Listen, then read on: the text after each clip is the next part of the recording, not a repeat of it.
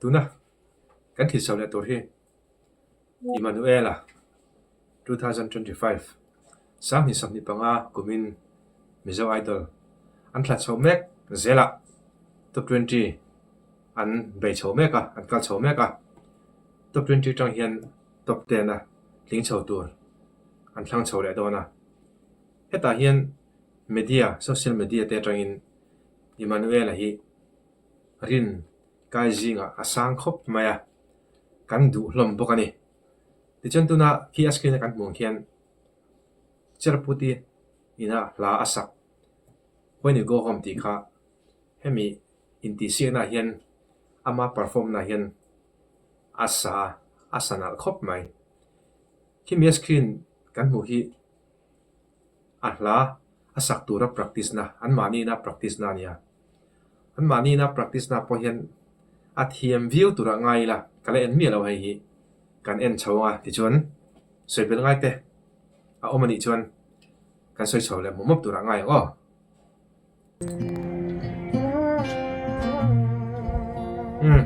a khu ka digrio me practice na po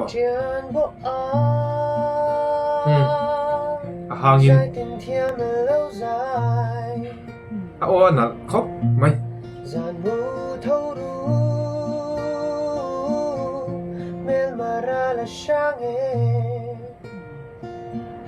ram mangai val rual ten ral tiang kai ta a o van nal tak em Emmanuela a o fu view ani tuna po hian media ni chine ka sayang khan media lama social media atlana khop maya tlana te zinga mi langsar zual ani karing kan thia thawangin etuna po hian chantu anga boka azai thiam boka a onal bokani engla po hi sata sela intisena po hian an mani mentor ta ho hian anamil pui ang chuan hla chu an sak chuatir an saktir karing thawa chu dirwal chuan Emmanuel hi tuna hian top 10 tling chho turin top 10 a in hlang kai chho turin zanni top 20 a hian zanni hla aram perform ani ni zan khan zan khatna inti siak an neya zanina a zanni na an nei le a chuta chuan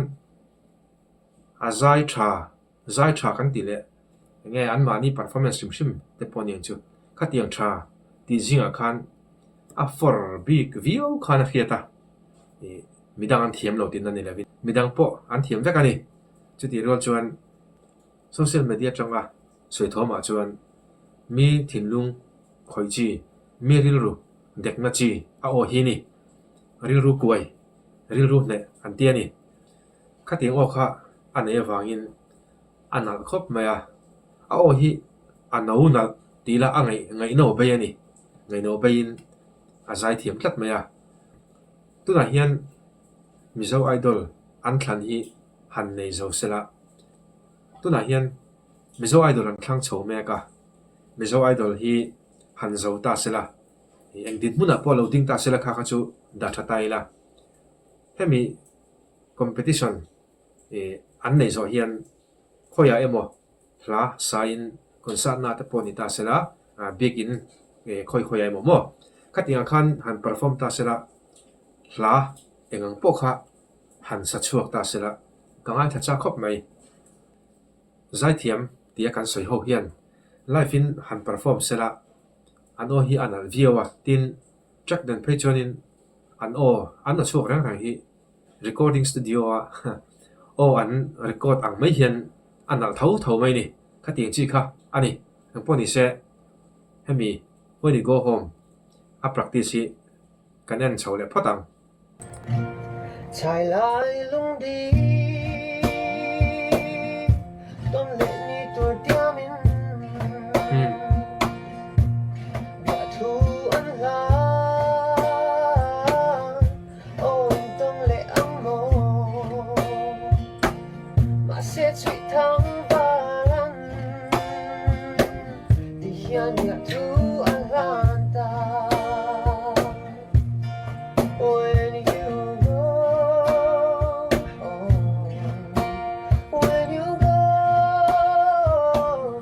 chu nal khop mai a o pa nga se a tha si mo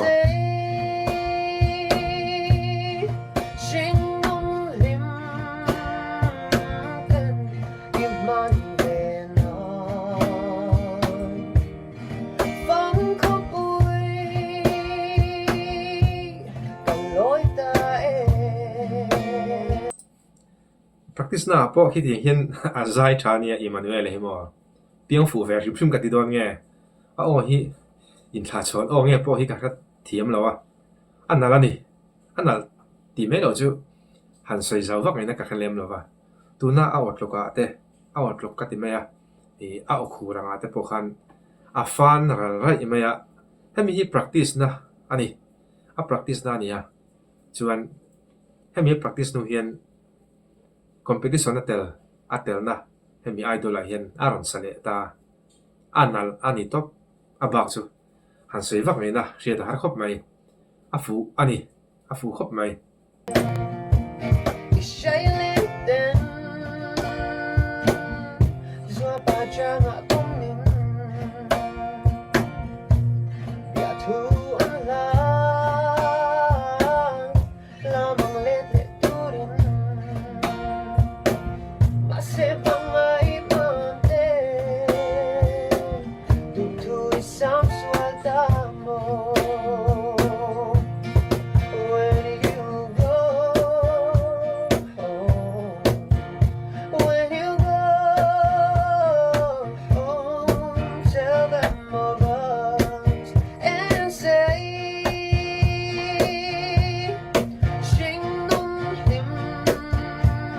o chu ngai no pai em mai ni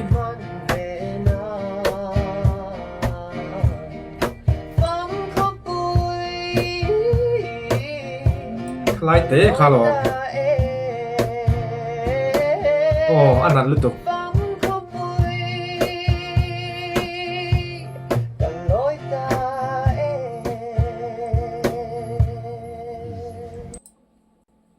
anan khop mai a o hi ti ka ni du de sam dan chun du thu lo sam ve ngoti la Emmanuel hian hemi la kher bi hi ti deang hemi la kher bi hi competition a hian hlat chi sang aron sadon ani aron sa ni hemi aron sak zinga wani go home ti hi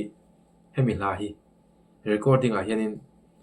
han record ti se ka ti khop mai hemi la bi hi mo du tokin han record se chuta aron sak chu chu kangai tha cha ka ni kangai tha cha khop mai ti hian in lama a chung ten the to pan chu puya the to pan chu ani chu ti ro chuan the to pan chu pui te po aman hla mel ka ti a chan chu tuna idol a hian a che thap berem ka halawa a mai ro chu a o hian a sia a contestant pui te zinga che thapol khani miao wangin le social media po mi riat ro ngal der to a chu wang chuan Emmanuel hi chu akal le zer na tura po hemi idol khuang chung bi ga mo akal ating chhozel tura ngai la bokana ating chhozel ni phei chuan a ngai ven tu tan hin anuam don hin ka khali tu ka mo anuam don ani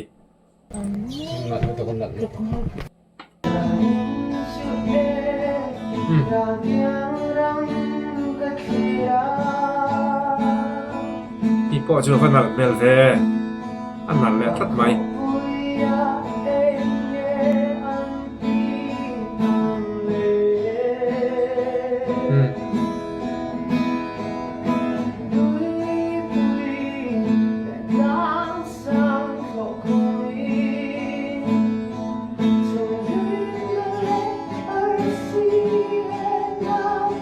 chu lai o te chu lom nal ka ti chu mo a pe thiam pe thiam ta ka ni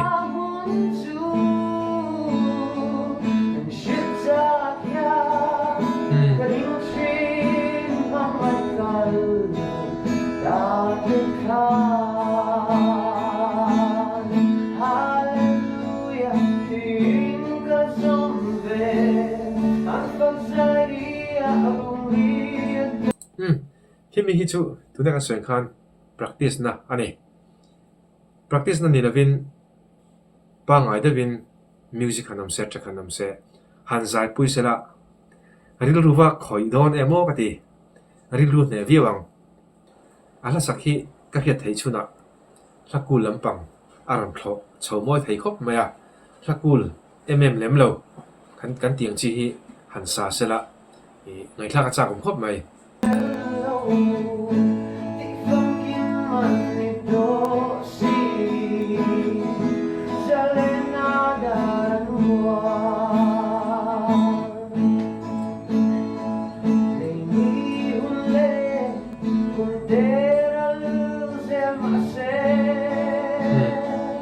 di ka ni di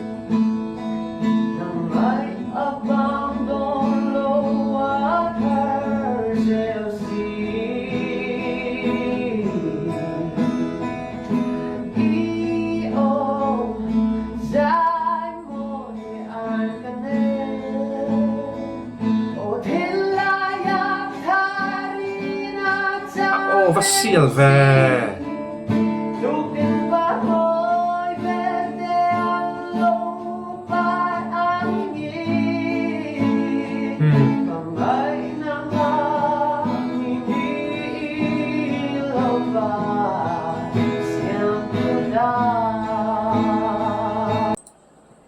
tuna sang la ya aron sakha a vasil rem vele a onar letuk rengot tuna hian guitarin an practice ani du thu sam lo viau mai thei chuti ro chuan tuna la sak po khi track nen pangai takin han sa se han zai se cover ha chak em Emmanuela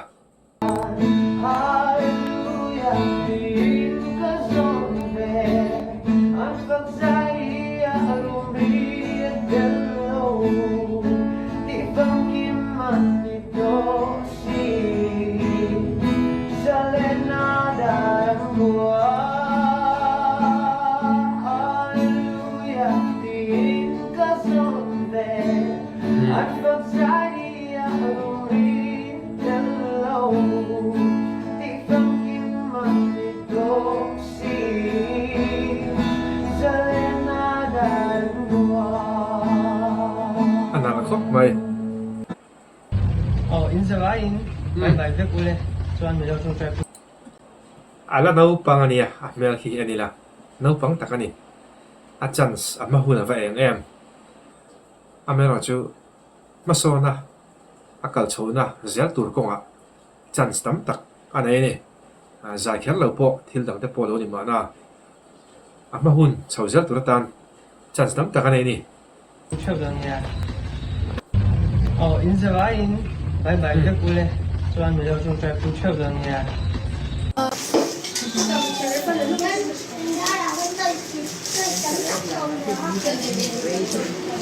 Yo, nghe. Tiếp theo anh ấy mua. Phải không? Nal vele. Apa nal vele? Anak itu kan anak itu. Lompu. Ani sai thank you very much. Lom tak zet.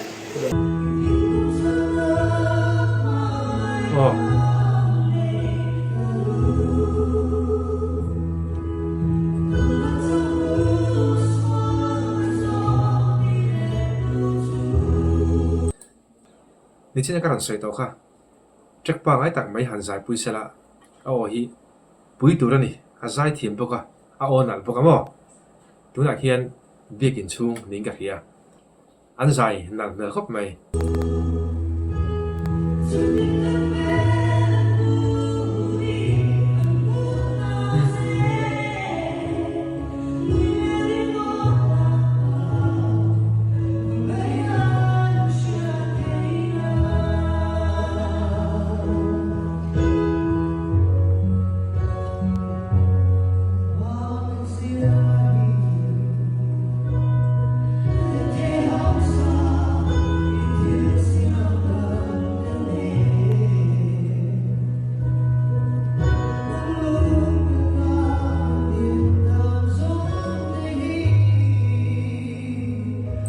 anh nal khop mai hi mo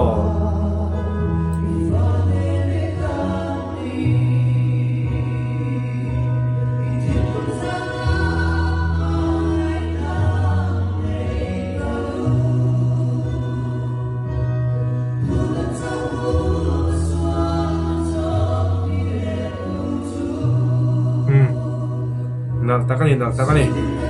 sai thiam khop mai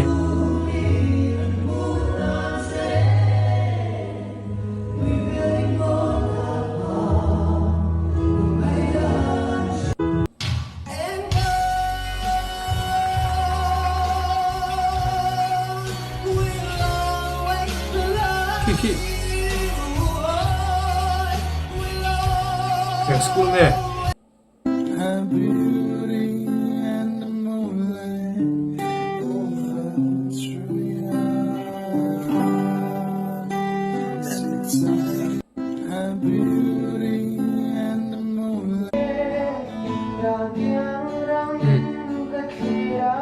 atet line ni mo school no bang an unaw ni mo ipo hi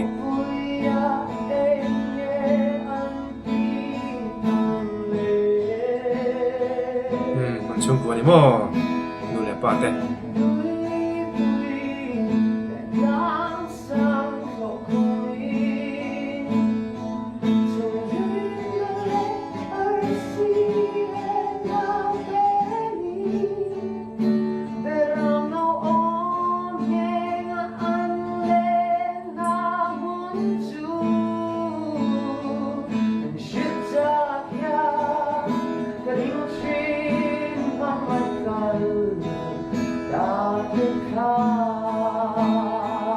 azai sim su thiam khop mai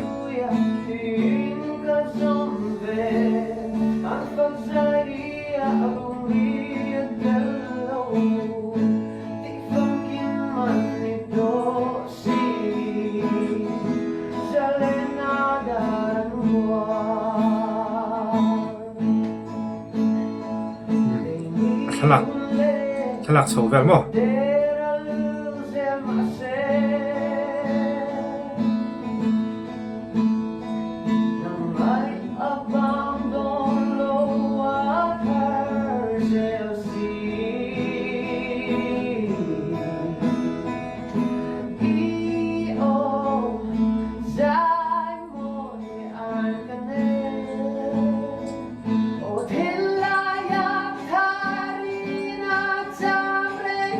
sarakin may siamo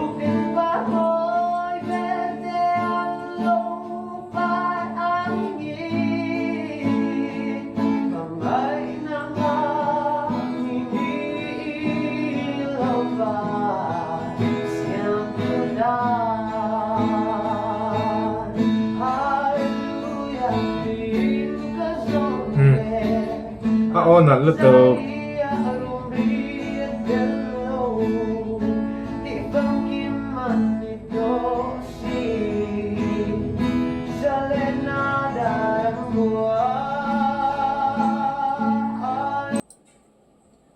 kami ka kanen chau thai ta sela Emmanuela kumin sang ni som ni panga mizo idol ani long ti asai thei lo ni azai thiamin a perform thaboka tin a ona maya a ona mai pialama engla posa se a o hian amil zelamoti turang chi khani just point aron sei to khamo khati khani engpo ni se Emmanuela tun anin elna mizo idol a hian mizo idol 2025 ani chau theinan du sakna kalan bokani